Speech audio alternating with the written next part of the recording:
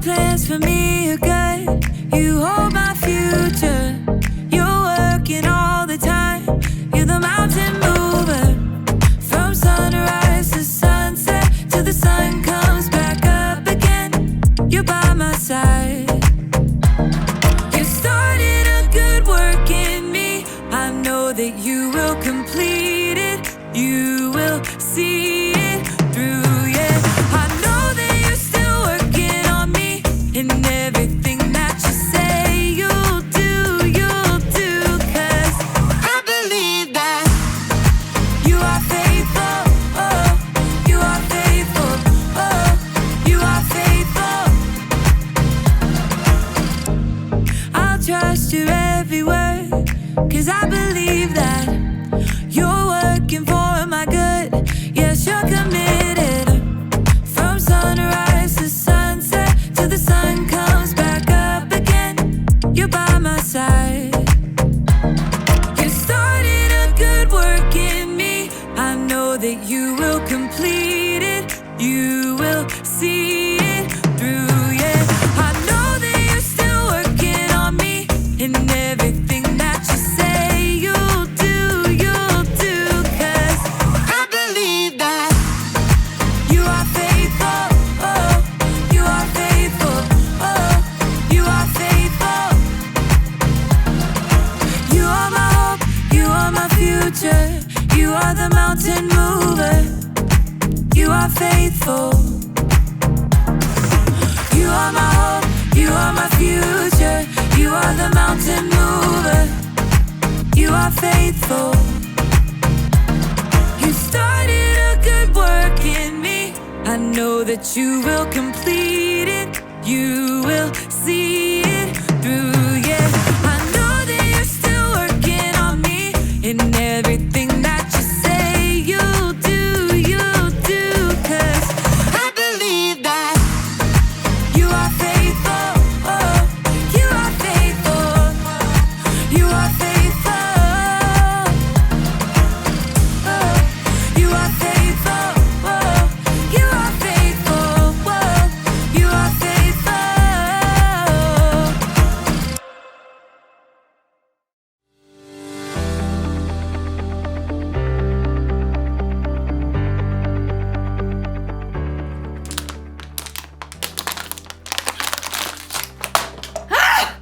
Hey everyone! I'm Erica, and I just ran a 5K race this afternoon! I didn't win, but I also didn't give up. I made it all the way to the finish line, so it's time to celebrate! Yeah! Oh man, I have been training all month for this race, so it has taken a lot of commitment. Commitment is making a plan and putting it into practice. I made a plan, and I practiced a lot. All that running.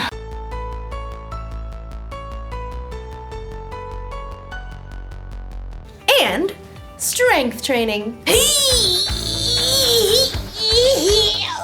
And even training my brain. For a month, it's like training has been my life. Like, I thought about this race constantly. When I decided what to eat,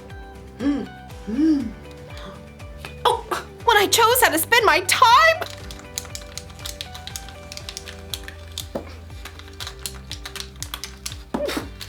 from morning until night, I kept my mind on the race. That's what you gotta do when you truly commit to something. Like, you've gotta live like it's important to you. Today's story is about a woman who lived her whole life that way. I'll see you when you get back. I've gotta get this party started!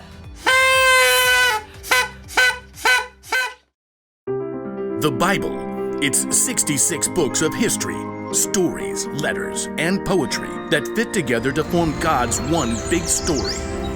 The epic adventure of how He created us and loves us so much that He made a way to rescue us. As we travel through the Bible, from Genesis to Revelation, we discover people who met God and found their lives changed forever. Now, for an amazing story, inspired by the book of Mark, chapter 12, verses 41 through 44. When Jesus rode into Jerusalem on a donkey the week before Passover, the crowds were excited. Hosanna!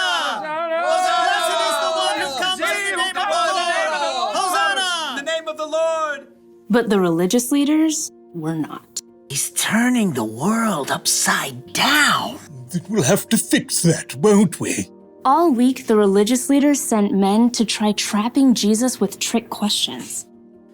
Teacher, is it right to pay taxes to Caesar? Every time, Jesus gave a wise answer that caught them off guard. Give back to Caesar what belongs to Caesar, and give back to God what belongs to God. Jesus knew the religious leaders were so puffed up with pride, they didn't want people to listen to anyone else. Jesus even warned the crowds about them. Watch out for the teachers of the law. They love to have the most important seats. They take over the houses of widows. They say long prayers to show off. One afternoon, Jesus and his disciples visited the temple. They sat down to rest for a moment across from the box where people came to put money they offered to God.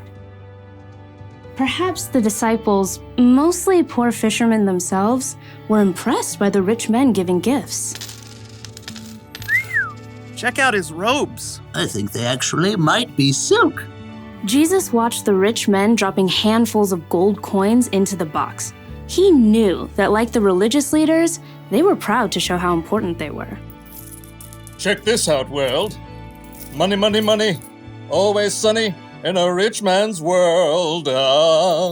Even though these wealthy men were giving impressive amounts of money, Jesus knew they had so much, this was easy for them. Simply a drop in the bucket.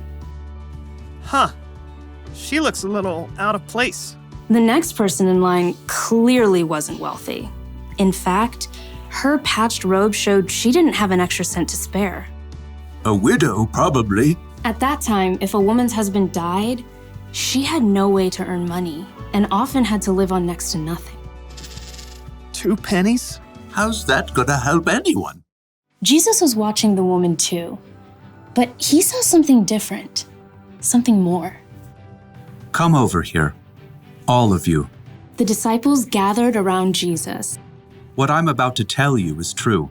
That poor widow has put more into the offering box than all the others. Jesus' friends tried to sort it out. Excuse me, pennies versus gold? You couldn't buy an order of fish nuggets with that. Jesus knew what his disciples were thinking. The others all gave a lot because they are rich, but she gave even though she is poor. She put in everything she had.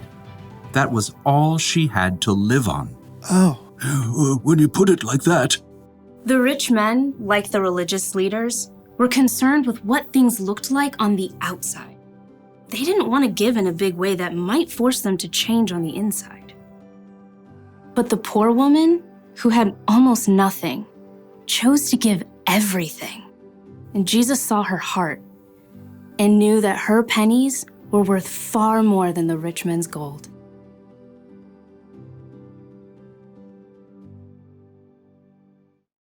Nobody else thought a poor woman giving 2 small coins was a big deal.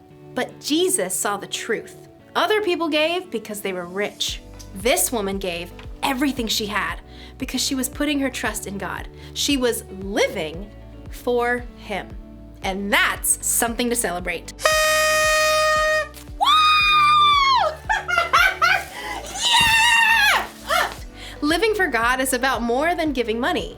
It's about trying to include God in every part of your day. It's about asking yourself before every choice you make, does this honor God? I could copy my friend's homework or do the work myself, like I'm supposed to.